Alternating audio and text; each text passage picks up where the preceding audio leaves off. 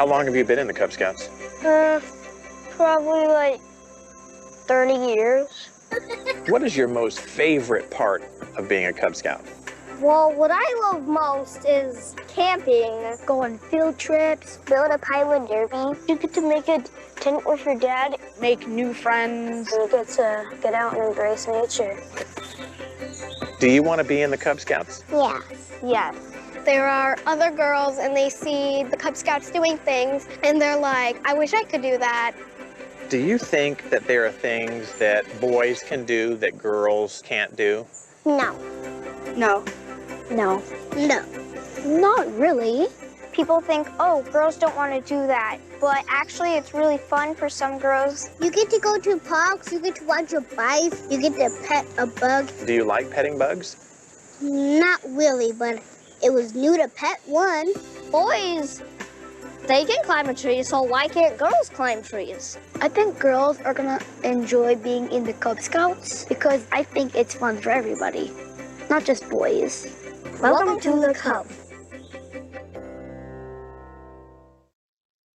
Hello everyone, I'm Zabretta. And I'm Selena Ray. Welcome to everything you want to know about Cub Scouts. Okay, maybe that title needs a little bit of work, but if you are watching this video, chances are you have some questions about Cub Scouts. That's right, and today we're going to talk all about Cub Scouts and answer some common questions parents like you have. So let's get started. Question 1, what is Cub Scouts? I'm glad you asked. Cub Scouts is filled with fun adventures and making friends. That is what your child sees in Cub Scouting.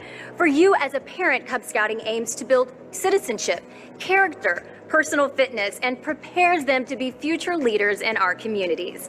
The magic of Cub Scouting is that it is a game with a purpose. Cub Scouts and their families participate in fun activities that are designed to achieve these aims.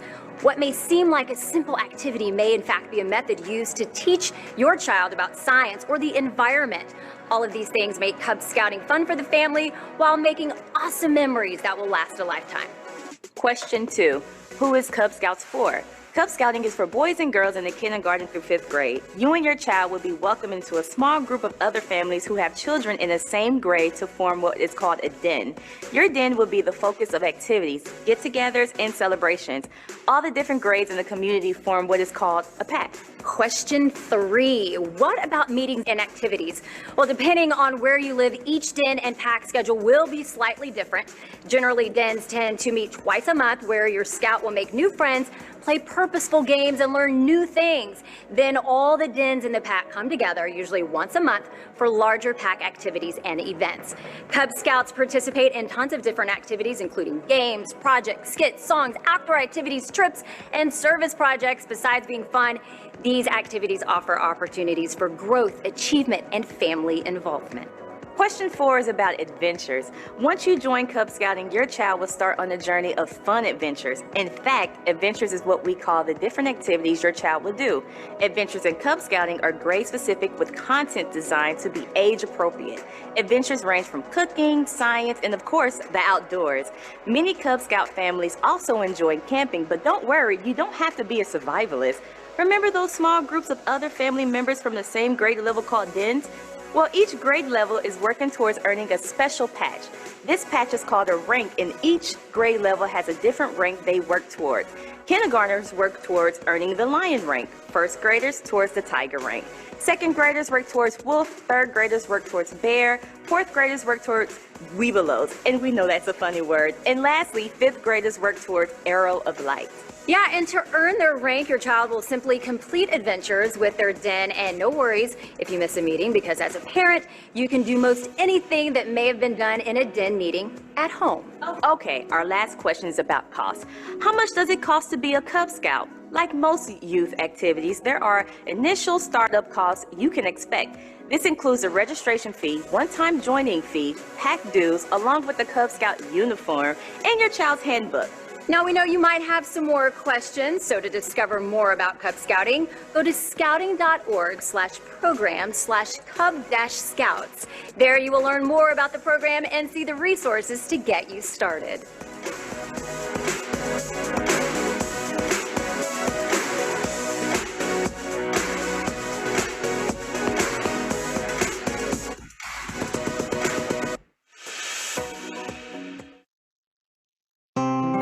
lots of ways to be a kid. My way is to take a road that's not easy. It winds through woods and goes up steep hills. So it's a good thing I'm an adventurer. That's why I'm going to be a Cub Scout, because scouting will guide me to really big things. It will teach me to navigate the woods with confidence, and to navigate the world with confidence too.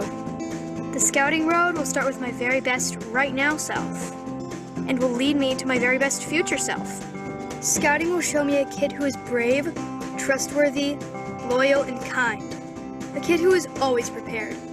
A kid who is me. Because there are lots of ways to be a kid. And my way is in the Cub Scouts. So scout me in.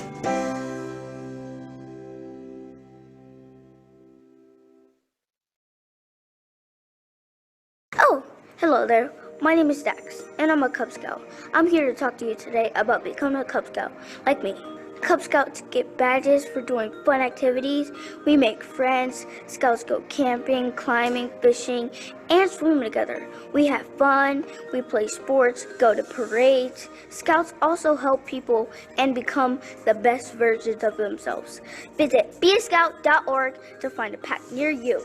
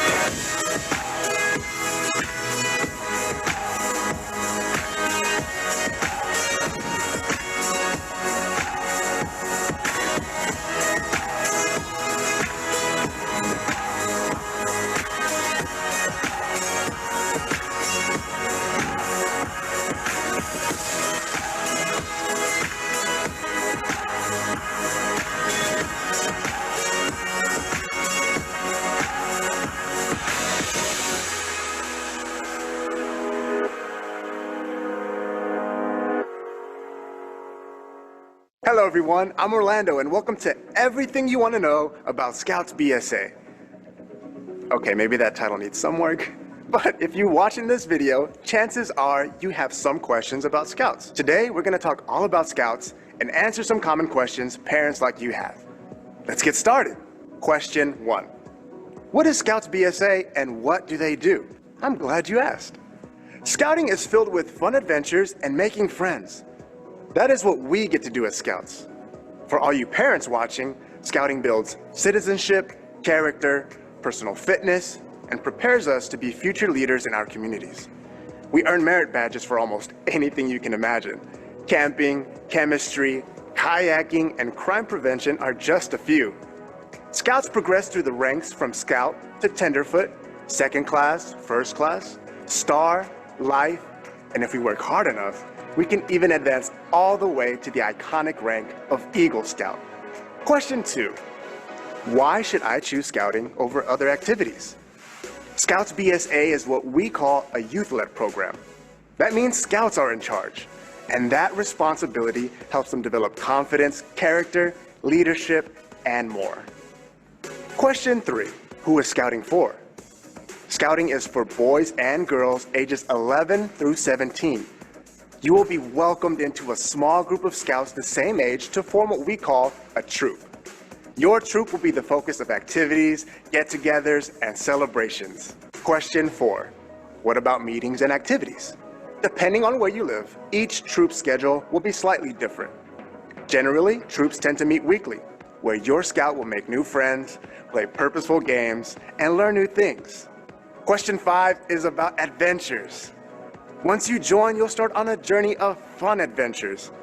Scouts participate in tons of different adventures, including games, rafting, climbing, trips, and service projects to help your community.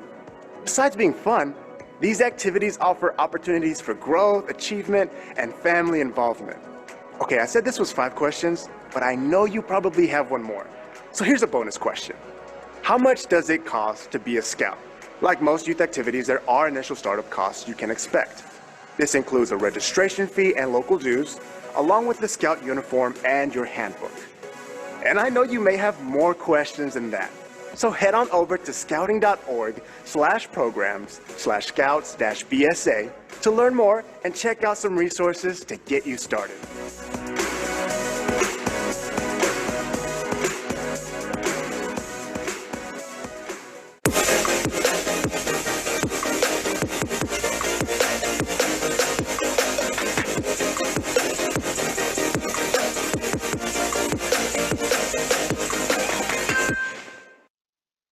When Benjamin was born, we knew that he was going to have some challenges right off the bat. We were actually able to get some doctors online so that they were actually at the hospital when he was born because he was going to go into surgery. One of those doctors gave us some great advice, and he said, don't put your child in a box. The way that he's going to be born is going to be his normal, and you need to treat him like a normal kid.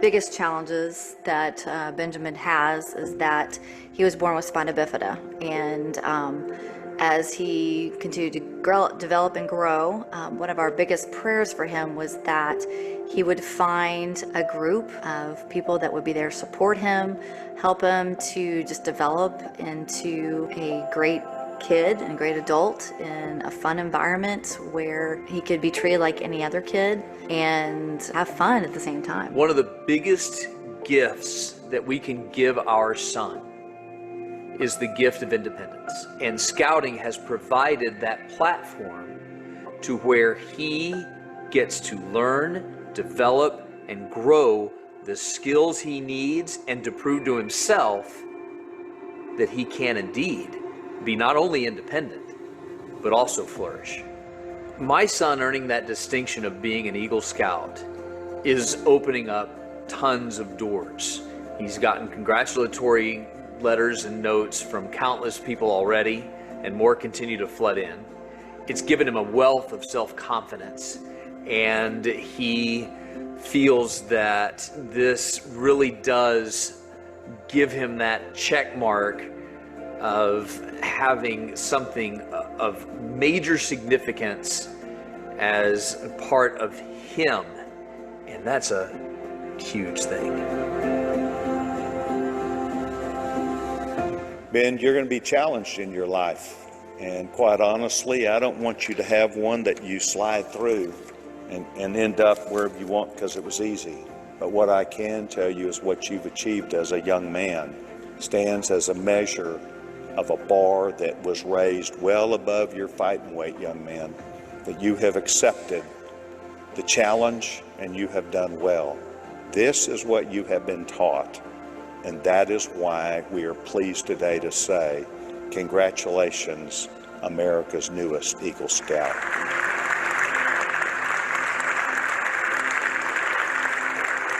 Tons of scouts have helped me, and so knowing that I've made it to this point, I could not have made it at all without the help of all the dads that have helped me, the scouts that have been there for me. Like, to me, scouting is all about that, just helping people being successful.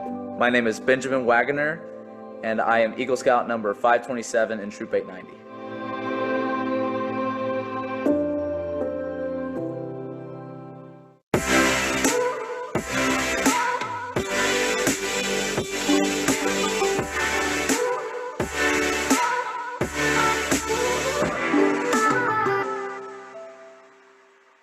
My name is TC. I'm a refugee from Thailand, but I was born in the border of Burma and Thailand, and now Myanmar. Yeah, when I was 11, my parent was thinking of coming to the United States, but we were getting the opportunity to come. When I get here, the first person that I met was Bob Rollins, who was our Scoutmaster that was starting the refugee program for Scouts. And then, yeah, the first time I met him, he asked me to join the Scouts. And so I was 11 when I started joining Scout, and yeah, ever since I'm still Scouts.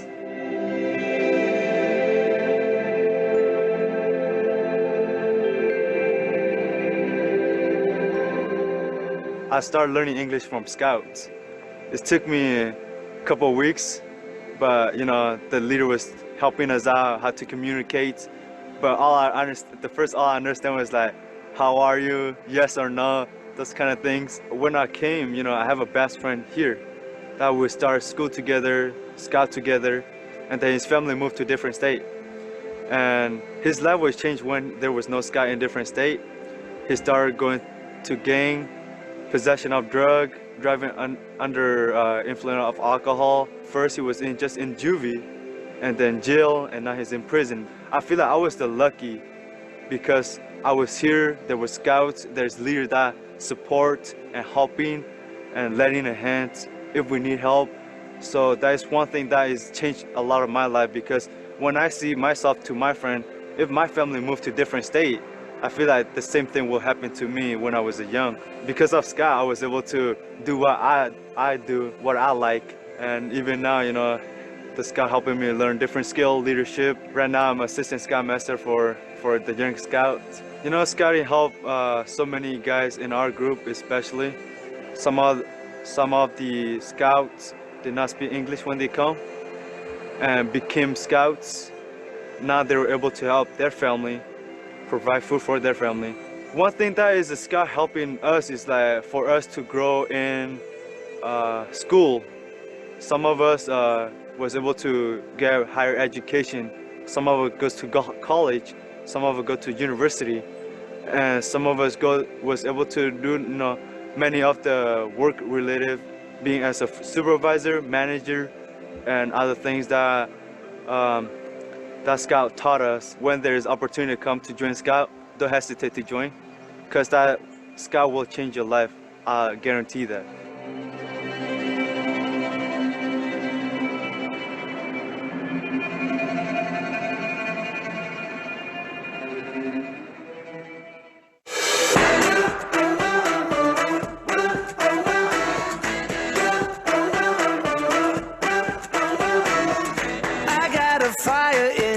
Can't be tamed. I hear the moment and it's calling my name. Thunder cry from the top of a mountain high.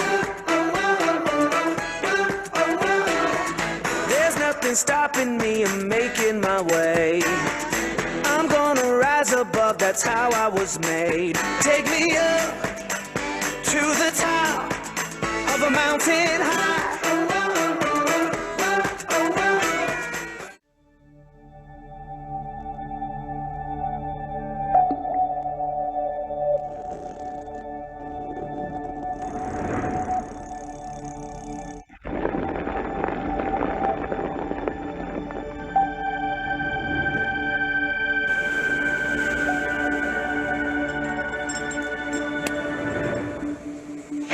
This is where I find adventure. This is where I gain confidence.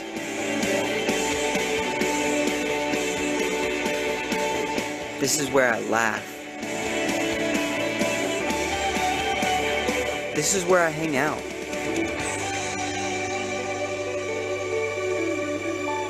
This is where we make memories. We don't do this every day. But when we do, we make sure it's an adventure. This is our life. This is venturing.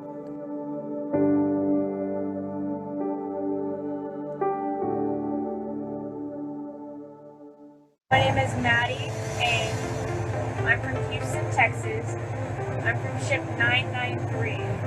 We're on SEAL training, Chief Scout Experience Advanced Leadership Training in Seattle, Washington. I'm currently at the helm of our ship, the Propeller, and it's been an amazing experience so far, getting to meet our crew, our staff, visiting several different islands. We visited Port Townsend. We're exiting the San Juan Islands. What has been your favorite part so far? Making new experiences and memories with some of my shipmates here. And the grub is really good. What has been your favorite duty watch? So far, my favorite watch duty has been stern watch. That's super important when we're on the water, and help. It's appealing because you know it's an important job, and if you slip up or you're not responsible enough to take your actions accordingly, people can get hurt and there can be consequences. How was your turn at bosun? Being bosun for the day was an eye-opening experience. I think I really grew as a leader, and the feedback that I got was incredible. All duly noted and important things to carry on to my ship back in Houston. Terrific. Are you having any fun? I'm having a lot of fun. It's great.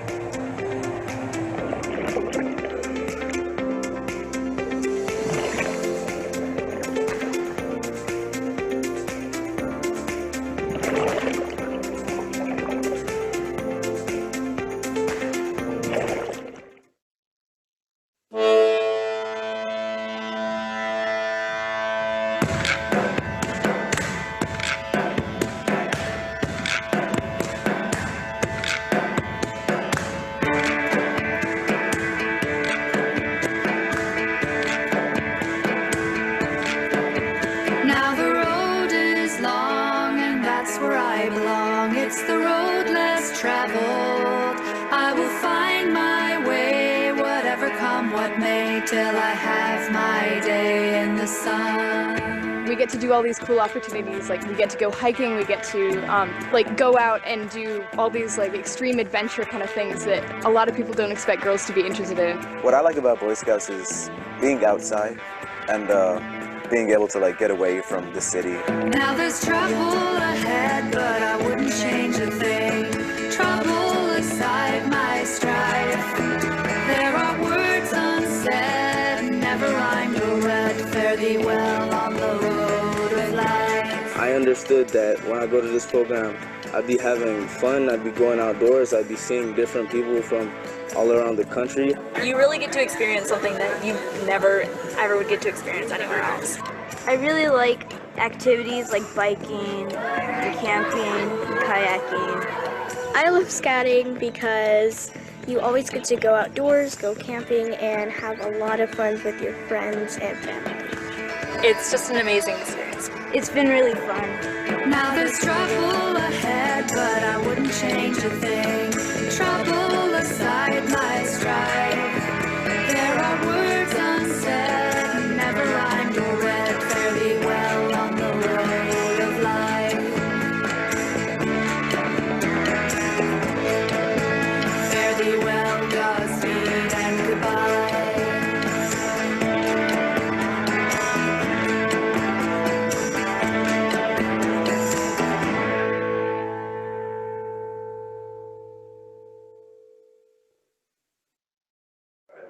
Mom, I gotta go. I'm on now. A scout is trustworthy, Loyal, helpful, friendly, courteous, kind, obedient, is there any more pizza? cheerful, Thrifty, brave, clean and not afraid to get dirty. and reverent. and hungry. And hydrated is good too. Scout me in! Scout me in. Okay, out of...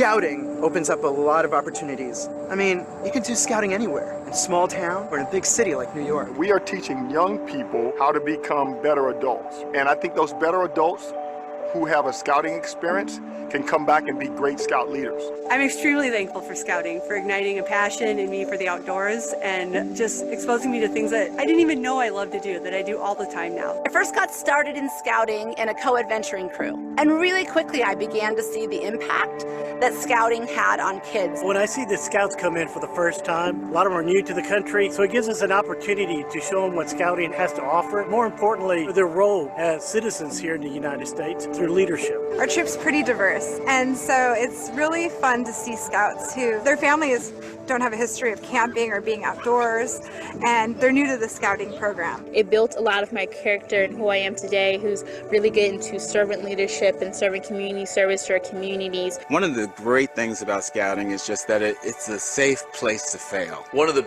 biggest gifts that we can give our son is the gift of independence. And scouting has provided that platform.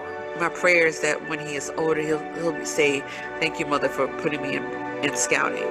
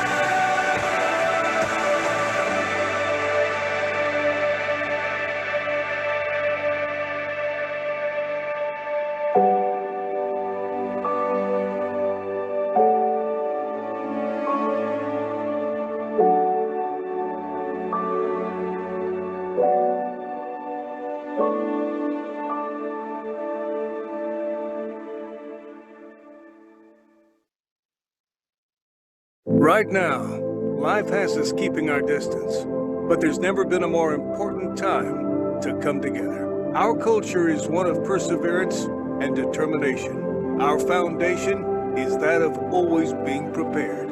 When you think about it, we've been preparing for times like these for over 100 years. We've been pioneers, adventurers, helpers, scouts. Nothing can stop us. We've got this.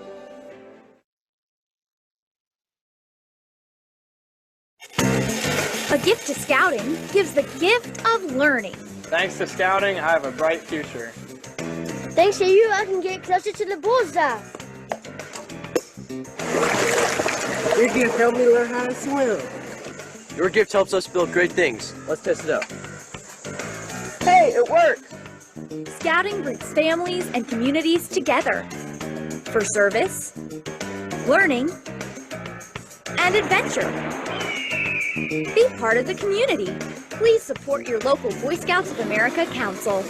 Your gift's gonna help us catch the big ones.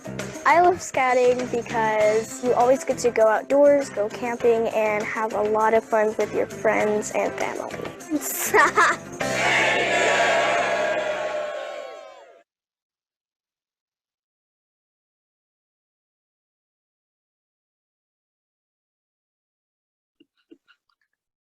Good morning, everyone, and welcome to the 40th Annual Kitsap County Friends of Scouting Breakfast. My name is Connor Huey with Venturing Crew 1548, and I'm the Western Region Area 1 VOA President.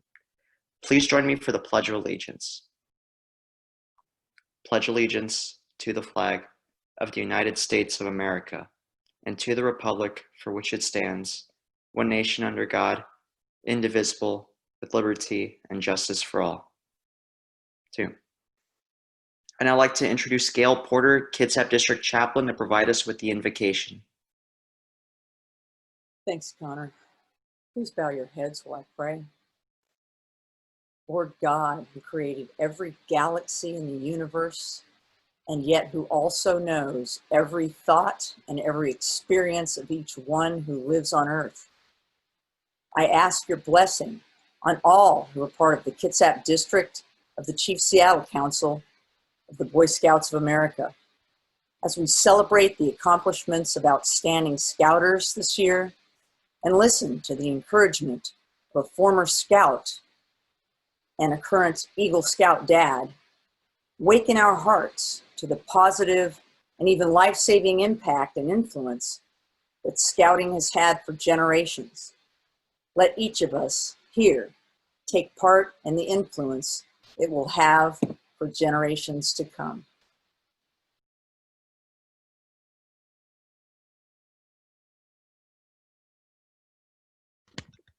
Thank you, Connor and Gail, for leading us in our opening ceremonies. And welcome to everyone to the 110th year of the Boy Scouts of America and the 40th annual Kitsap County Friends of Scouting Leadership Breakfast. This is an exciting year to be here. So much has changed since we were last together. I'd like to start by making a quick note for our attendees. During our webinar, audience camera and microphone is disabled.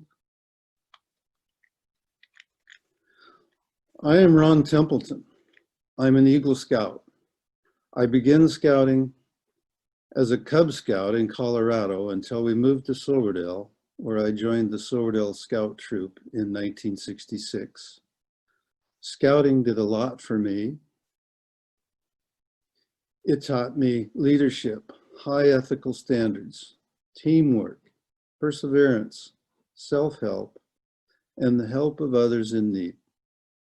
After graduating from the University of Washington, I went to the law school.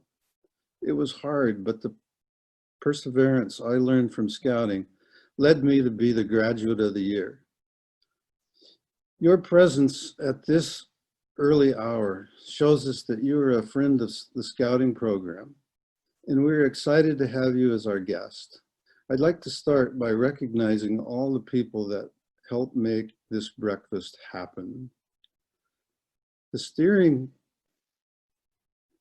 committee spent tons of phone calls, emails, and hours of hard work.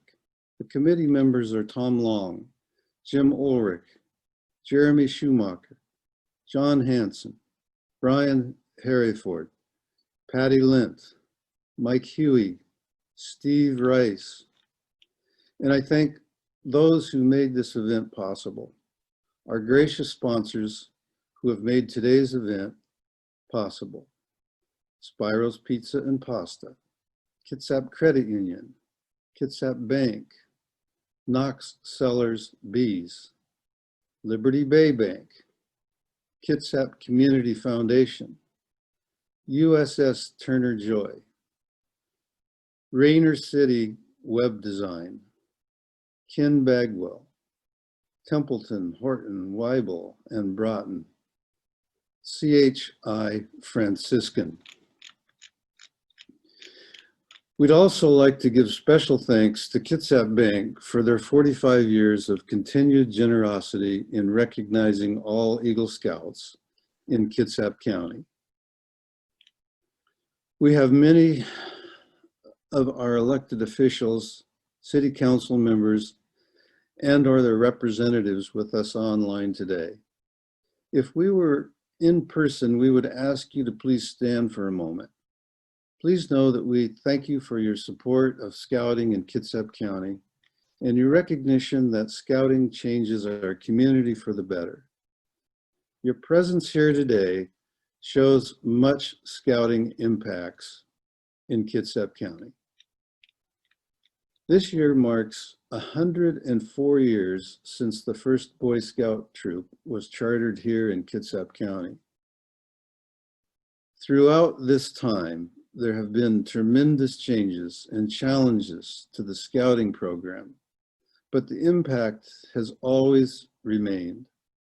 Scouting makes better youth. This year, COVID-19 has proven the resiliency of Scouting the way struggles of the past have tested our mettle. For the first time in our history, we have sons and daughters participating in a virtual space, not dissimilar to how we join together today and in socially distanced wilderness adventures. The Scouting program persists in imparting the values of the Scout and oath and law. It teaches young men and women to care for and respect the outdoors, to be stewards of nature. Scouting teaches practical leadership skills and forms of character in our youth built on lasting values and timeless principles. The best part of that Scouting teaches all of this through fun and adventure, through exploring the great outdoors and engineering gateways, through patrol leaders, merit badges, and awards. Scouting was indeed and fun and adventuresome for me. At the National Jamboree at Lake Pend Oreille in Idaho, where Scouts from all over the world participated, I was the senior patrol leader for a troop of 50 Scouts from the Olympic and Kitsap peninsulas. Just a sampling of the accomplishment from our Kitsap Scouts over the last few months includes Scouting at Home, over 800 completed merit badges, over 60,000 hours of community service, over 110 Cubs participated in at-home summer camp, and Scouts have participated in over 600 Cub Scout or Scouts BSA meetings. I believe that the youth of any community are the best investment any leader could make. Our future as a county and country depends squarely on the shoulders of these young people. They may not understand or grasp the seriousness of this responsibility. That is why our duty as current leaders is to teach, mentor, mold, and invest our time into shaping these young people into the leaders of tomorrow. That is why I have chosen to be involved. Our future is bright, must continue to come together as a group of leaders within our community to invest in our collective future. Supporting the Scouting program, whether financially or with our time, is well worth our investment. Thank you, Scouts, for allowing me the honor of being with you this morning. For all the incredible ways that Scouting impacts a community, not all youth have the family resources to participate. That is where the Scout Reach program comes in. Baden-Powell said, "Our aim is to give equal chances to all and to give the most help to the least fortunate." Scout Reach targets ethnic, economically underprivileged, and at-risk communities. Often these communities must deal with barriers to assimilation and acceptance. Here on the Kitsap Peninsula, we are proud to have originated two unique programs that have come before templates for the rest of the nation. Thanks to supporters such as yourselves, Scout Outreach has implemented Cub Scout programs at the Purdy Correction Center for women and at the Mission Creek Corrections Facility in Belfair. Cub Scouts is a family program. This endeavor creates the opportunity for mothers that are working to better themselves to grow closer and stronger with their family under the guidance of the Scout Oath and Law. 2020 also marks the first class of girls in Scouts BSA are eligible to attain the rank of Eagle Scout. I'd like to share with you a brief clip that highlighted one of our local Scouts. Yeah, hi there, a special 2-for-1 for you here on this September 11th.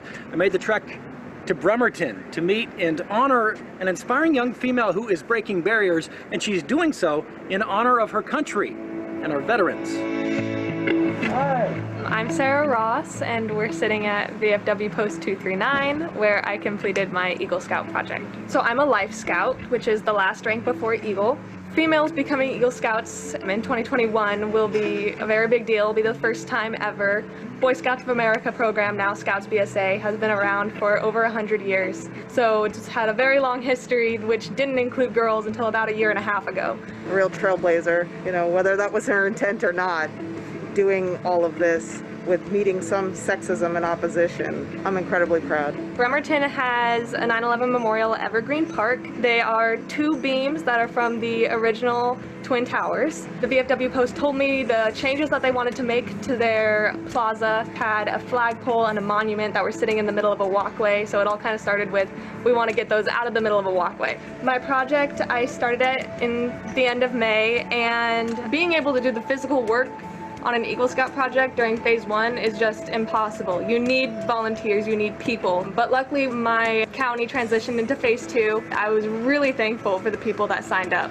The flag that was from a Navy ship, it was dedicated to a Medal of Honor recipient. The cannon is a bicentennial, American bicentennial cannon that was gifted to the VFW Post. The bell was donated to the VFW Post because it was pulled out of the water by divers, and 2 quarter-size replica beams not displayed previous to my project. I'm filled with so much pride to be able to do something like this for something so meaningful, make my veterans happy.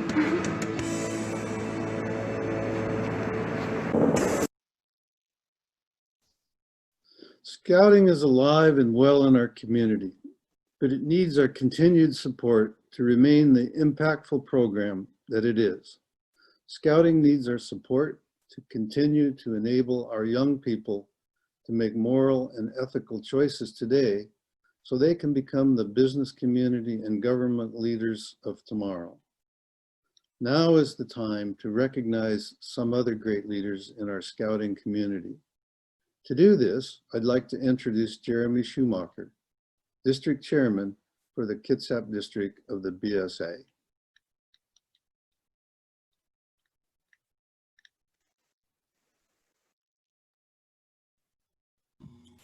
Thank you, Ron. Greatly appreciate that introduction and recognizing these leaders of our community. I am Jeremy Schumacher, the Kitsap County Chairman for Chief Seattle Council. The first recognition that we're gonna look at is the Scouting Lifetime Achievement Award. It was created in 2006 to recognize those Scouting volunteers who have given so much of their time and talent and treasures to the growth and success of Scouting in Kitsap County. Harry Boyd has been selected to receive this year's Scouting Lifetime Achievement Award. Harry has served Kitsap District during that period of time. He has received the Tiger Den Leader Award, the District Committee Scouter Training Award, the District Award of Merit, the Silver Beaver Award. He has served as a Den Leader, a Cub Master, and a Committee Chair, as well as on the district where he has been and continues to be our popcorn chair, and he continues to serve the district. Thank you, Harry, for your dedication to Scouting in Kitsap District. This year, we would also like to highlight the achievements and generosity of 2 additional volunteer leaders. The Torch of Gold Award is the council-level Distinguished Award of the Boy Scouts of America to recognize adults for the exemplary service and leadership in working with Scouts who have disabilities. This award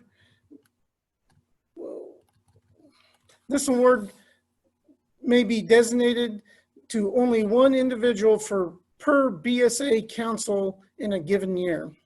This year, Chief Seattle Council recognizes Bonnie Lectron with the Torch of Gold Award.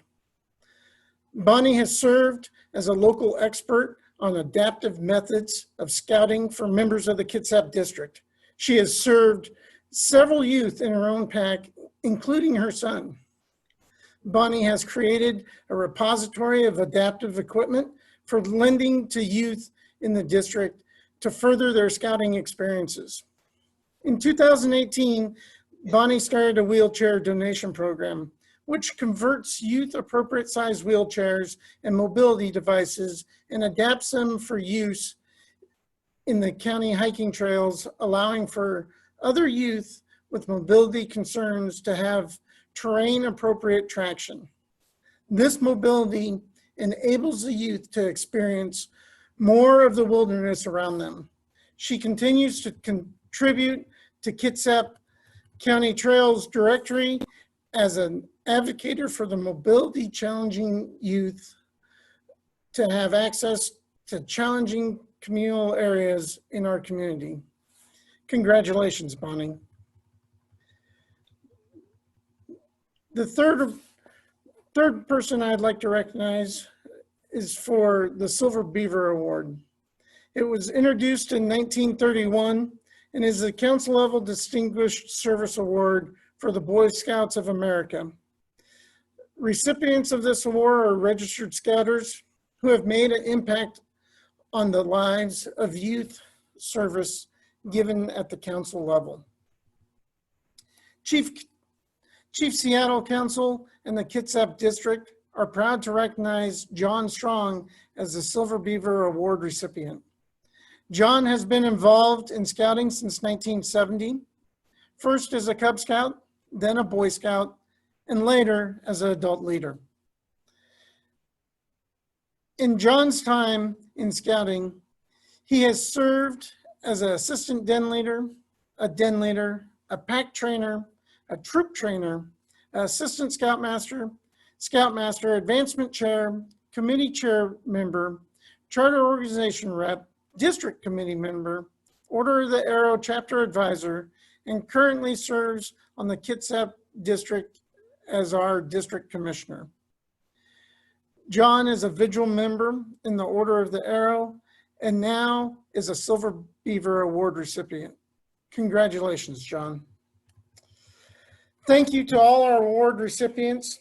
You are examples of great things scouting can do for the youth of our county as well as its adults.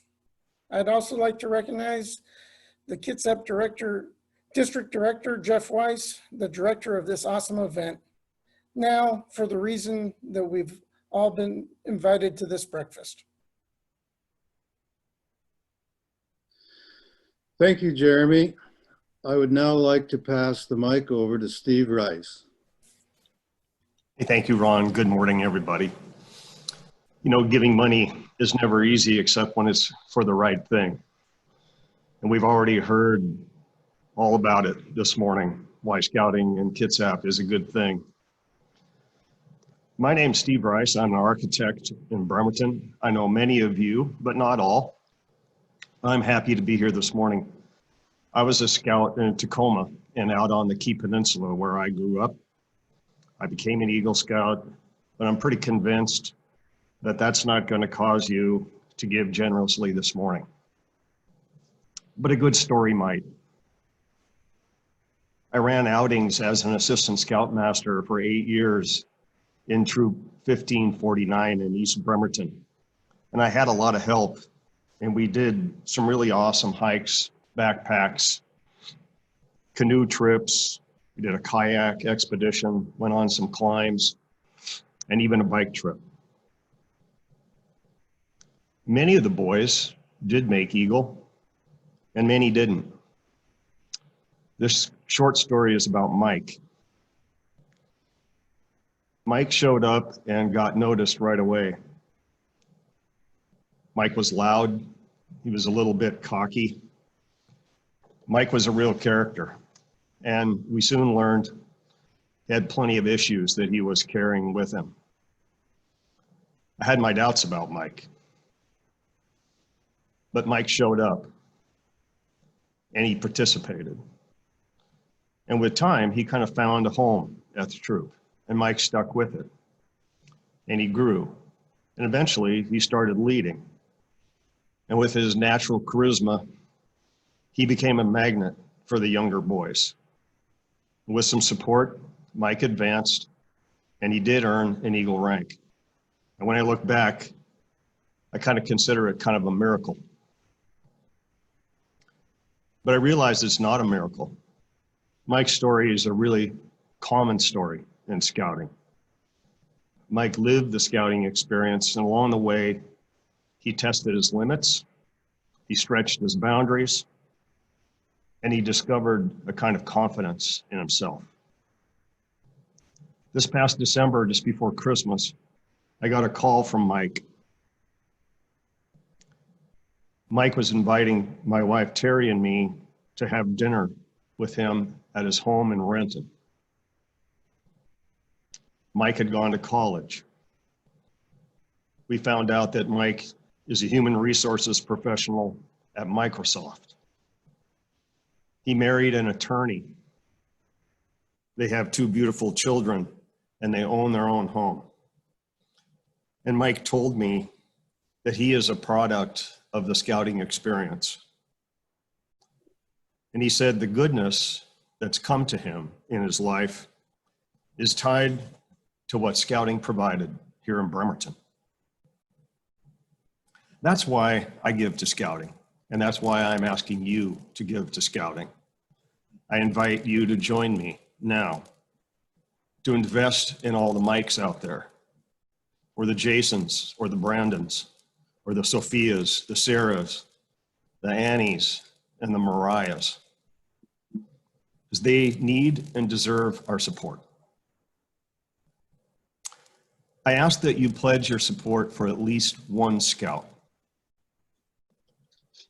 The Chief Seattle Council works hard to keep costs low to families, and to do that, it uses donations like yours to cover the $180 it costs per scout annually to run this program. Every dollar you give stays in Kitsap. Many of us have been blessed with means. If you are able, I would ask that you consider supporting 2 or even 3 scouts this year. The more you do today, the better off our community will be in the future.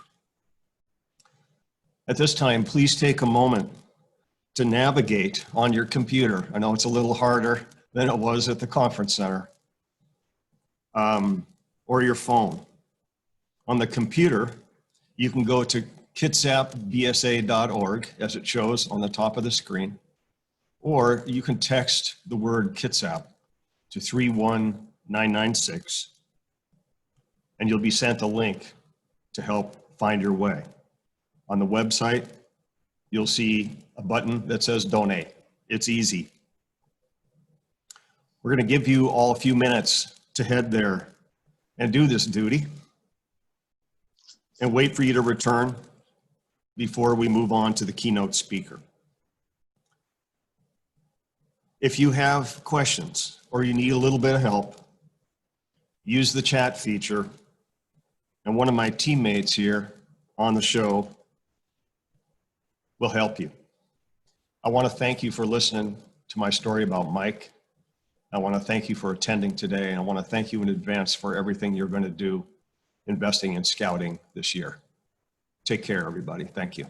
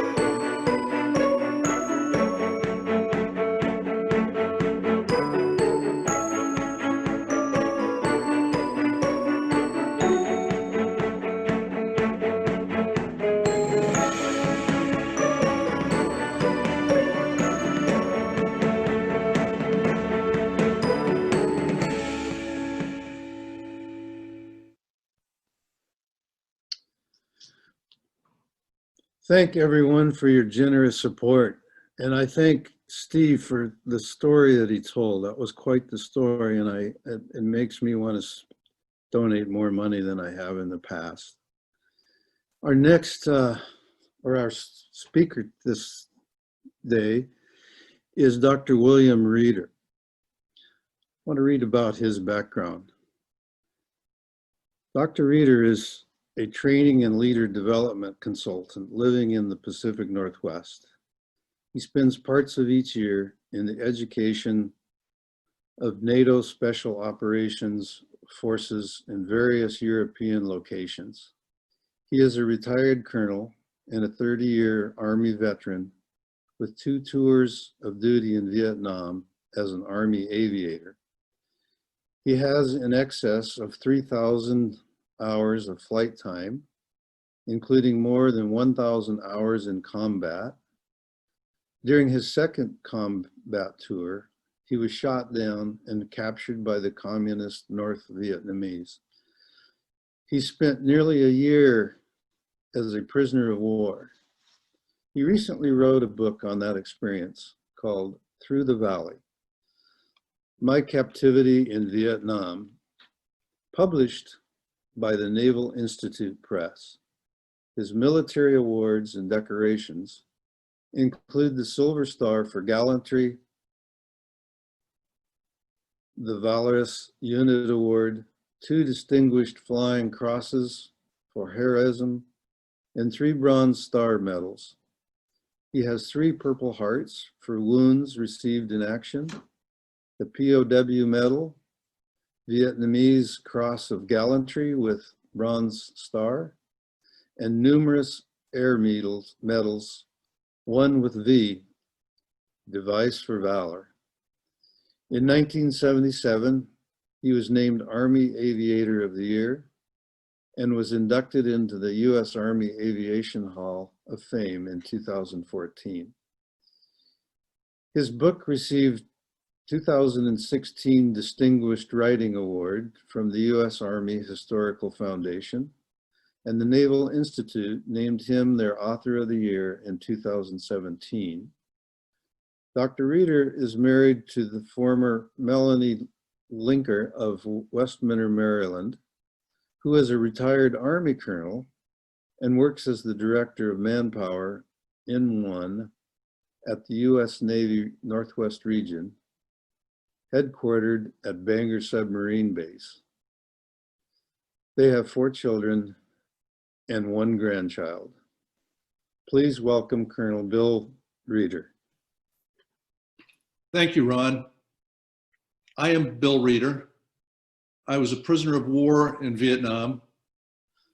I was also a scout, and that helped me survive my ordeal in captivity. I owe so much to scouting. Indeed, being a scout is a large part of the reason I am still alive and speaking with you today.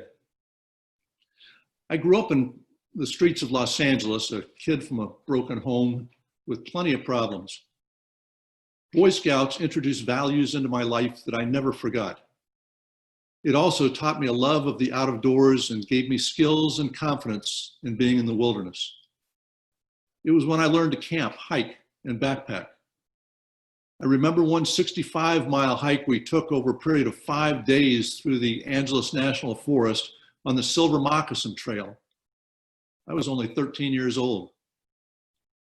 I've reflected back on my scouting experiences throughout my life. The lessons I learned have served me well, especially during my trials in Vietnam. In 1972, all those many years ago, I was a 26-year-old U.S. Army Cobra attack helicopter pilot on my second tour of duty in Vietnam. The situation was bad and getting worse. We were in the middle of the largest enemy campaign of the war, what became known as the 1972 Easter Offensive. On the morning of 9 May 1972, I led a flight of 2 Cobra attack helicopters on a mission to support a base, a border camp base that sat right on the borders where South Vietnam, Laos, and Cambodia all come together. the Easter offensive had gone to such an extent that we've lost most of the friendly territory in the central part of Vietnam. In fact, on this morning, that base that had 2 Vietnamese Ranger battalions, about 500 people with 2 American advisors, was under attack by elements of 2 North Vietnamese divisions. That simply means there were thousands of infantry on the ground attacking. There was supporting artillery. There was extensive air defense all over the place, anti-aircraft weapons, and there were even tanks, armor formations there attacking the base. So the friendlies were besieged and about to fall when we arrived. We provided support for them, expended all of our ordnance, low on fuel, went back to the nearest base, which was about 40 miles away, still in friendly hands, to rearm and refuel, come out again and provide support, and then return once more to rearm and refuel. So we were coming back out on our 3rd turn in combat that morning. We got a call en route on this 3rd turn. We were told that the guys on the ground were completely out of anti-tank ammunition and nearly out of small arms ammunition and desperately needed a resupply. There was a resupply helicopter inbound, and we were asked if I would cover that resupply with our team of Cobras. I agreed. The weather, however, had been getting worse all morning, and probably not too different than what we're seeing here this morning, a little bit higher possibly, but the bottom of the clouds were down something below 1,000 feet. It was a solid overcast, and we had to make some decisions with the anti-aircraft in the area. To come in with a flight of 3 helicopters silhouetted against the bottom of those clouds would have been suicidal. So we elected to come in on ground level, right above the treetops to make that run.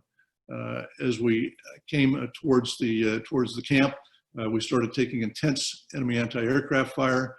We did cover the resupply helicopter in, though, to kick off his ammunition supply for the guys on the ground. He turned to come out.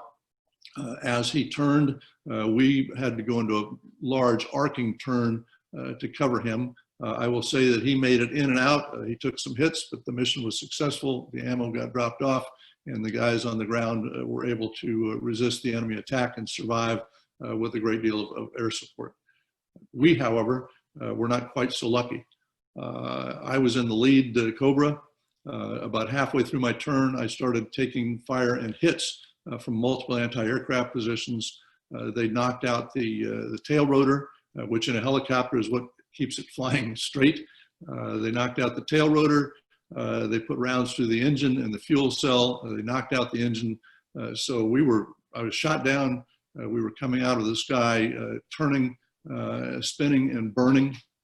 We impacted nose low on the left side, bounced up, did another turn and a half, and finally settled in upright.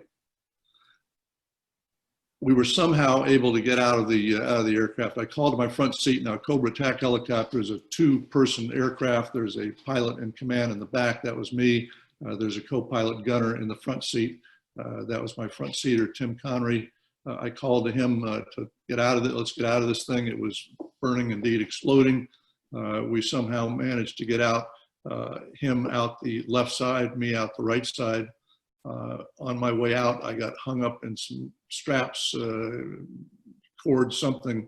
For a time, I hung face down out the side of the aircraft, eventually able to get loose and crawl away from the exploding wreckage, as he did in the opposite direction. I will say we were never able to get together on the ground because we, just by the design of the aircraft, had to go 2 different ways to get out of there. I don't remember a lot because of the trauma of that injury of getting out of the aircraft. I do remember laying unconscious for some time, not too far away from the aircraft. I remember coming to, regaining consciousness, in and out of consciousness most of the rest of the day. Was unable to move at first. Finally, with much effort, I was eventually able to get up on my knees and crawl around. I didn't find out till later, in fact, till my release, that I had indeed broken my back severely. So I was very lucky to have any movement at all, to be able to do anything. I was also wounded with a piece of shell fragment in my right ankle, the broken back. I was burned on the back of my neck from the explosions. I had superficial wounds in my face, which just bled a lot. As I was able to crawl around later that day, I looked for my front seat as best I could, never did find them. There was a lot of enemy movement through the area, obviously coming to look for me around the helicopter, a lot of bombing going on. I decided I needed to get away from that aircraft site. My two choices were to move up to the guys that were besieged in this camp. They were only a few hundred yards away. To do that, I would have had to have crossed through cleared area, through minefields, across barbed wire, all the while having the enemy not shoot me, and also have the friendlies hopefully recognize me as a friendly and not an enemy. I didn't think that would work at all. The other option that I saw at the time was the only other option in my mind, was to try to make it that 40 miles back to that nearest other friendly camp.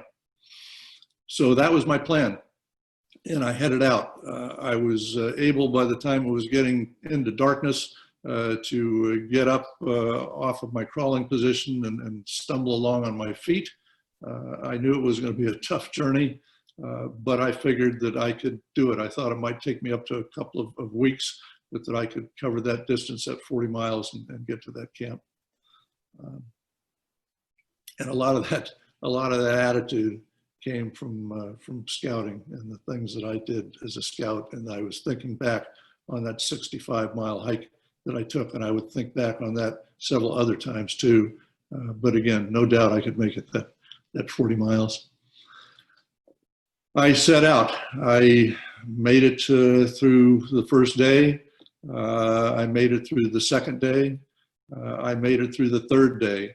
Each day surviving some crazy, insane incident of friendly fire. I had a forward air controller. This was an Air Force person in a small airplane that runs in the airstrikes. He saw me on one day, and I waved, and he circled, and I thought he would soon be back with a rescue helicopter. Instead, he was back with a flight of F-4 Phantom fighter jets, had thought that I was an enemy and put those fighters in on my position. Luckily, I did not take any direct hits. Well, I was doing well for 3 days, as I said. On the third day, my luck ran out. On the afternoon of the third day, moving down a steep hill through some very thick jungle, still holding to my course of southeast, trying to get back to this base at Khartoum, I ran into enemy. There were 5 enemy soldiers that were at a small stream getting water. I couldn't see them. I couldn't see more than a few feet ahead of me, a couple feet ahead of me in the jungle, but they heard me. They started shouting. I froze and squatted down, but in just a few moments, they had me surrounded, motioning with their AK-47 rifles for me to stand up. And in that instant, I was a prisoner of war. I was captured. I didn't know at that moment what was going to happen. I didn't know if they would kill me immediately, kill me in a bit. I just didn't know what my future held at all. And the feeling of being taken captive, that feeling of losing your freedom, is indescribable.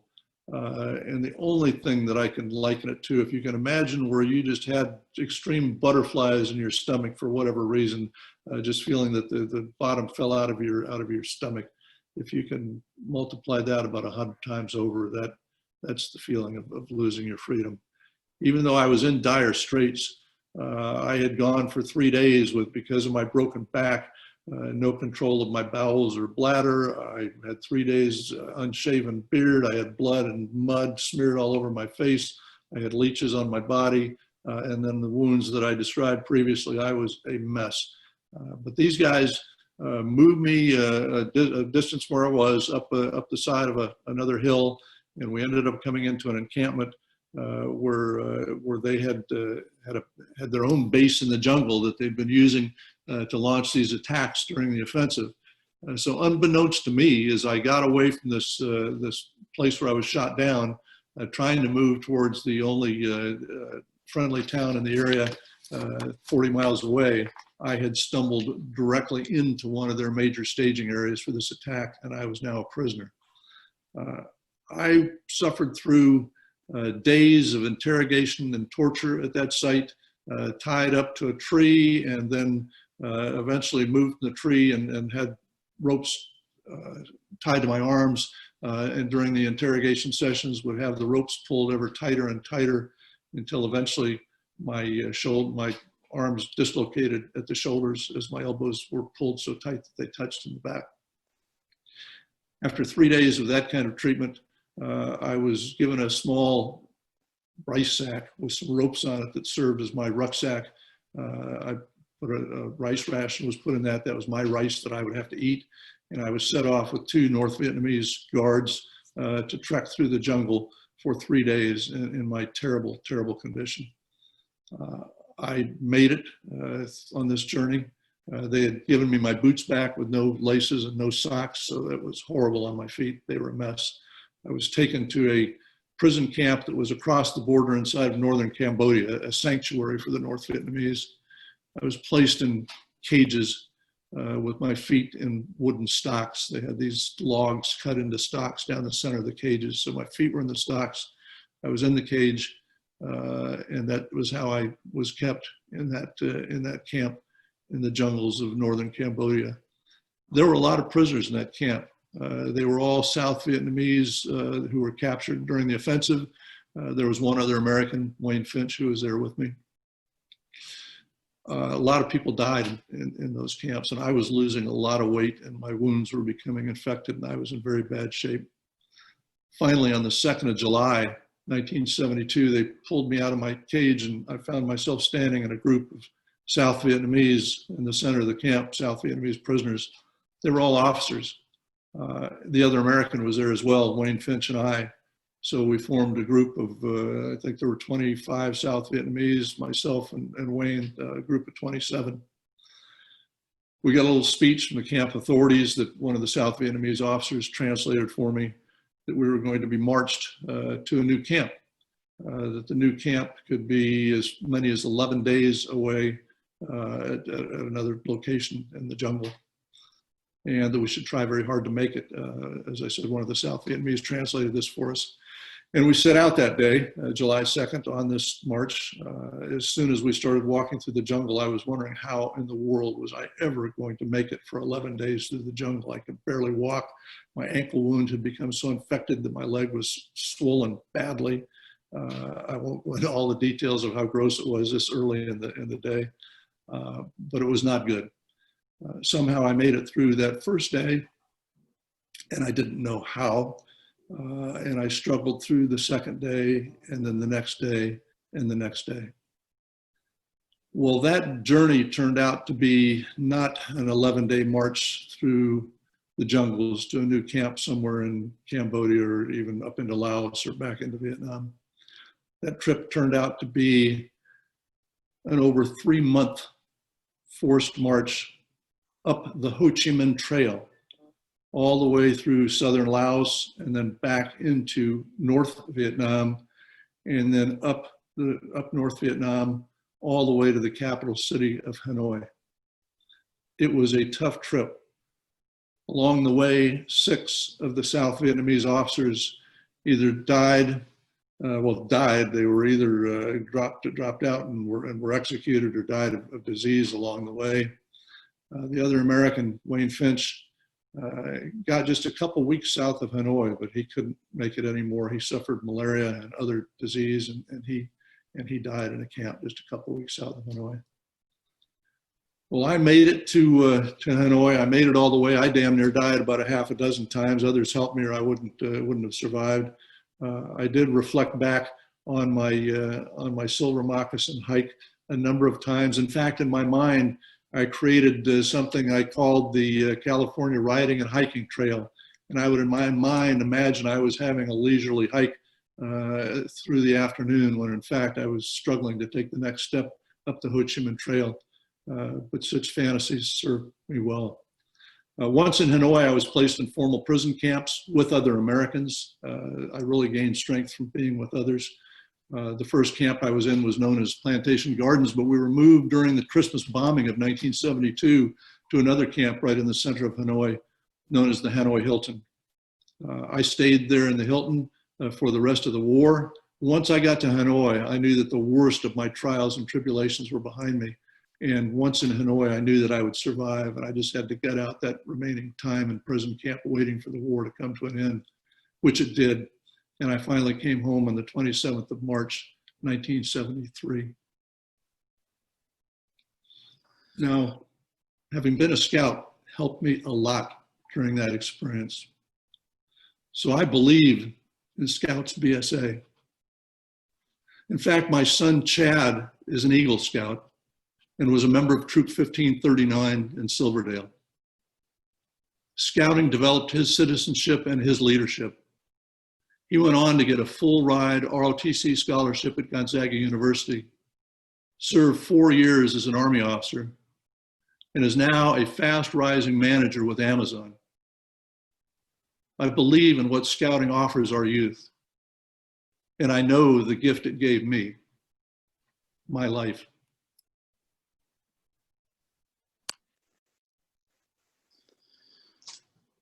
Wow, Bill, that is some event. I can't imagine what you went through. And, you know, we've had this breakfast for, at least I've been to them for the last 40 years, and this is the most amazing story I've heard. And I think back to the Vietnam War, and when the soldiers came home, no one thanked them. And I can't tell you how much we all in this country owe to you and the others that fought in Vietnam. So if we weren't